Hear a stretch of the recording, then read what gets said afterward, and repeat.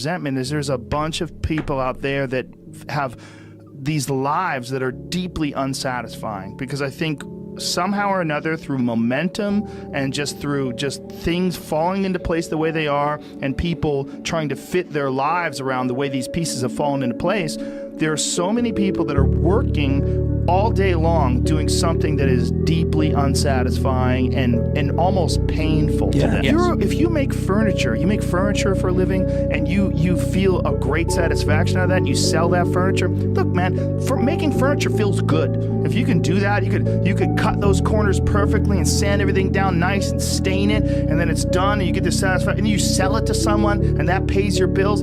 That is infinitely more satisfying than being stuck in some fucking cubicle working for someone that you don't want to work for, having to have these stupid fucking office meetings, talking to people in human resources, sitting down with your supervisor where they evaluate your job performance, and you're not really, you really need to be enthusiastic about this company. This company is your future. This kind of you're like, fuck, kill me now. There's a lot of people out there that would way rather do something else, and I hope they understand that they can. Everybody's got these stupid barriers they put in their own head. You got to resist those goddamn things, because they don't do you any good, and they certainly define the potential for your future in a negative way that's not self-serving, and it's not even real.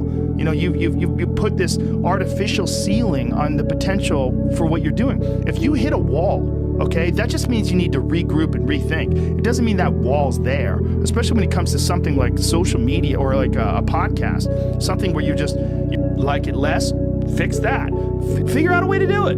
You can do that. And this idea that there's no way to get past the starting block today is just ludicrous. It's crazy. And it's just this poor thinking. And people that are trapped in bad situations, one of the problems is you feel like this is your future. You feel like you're fucked and you can't get out of that. There's no hope. There's no light at the end of the tunnel. There's no rainbow.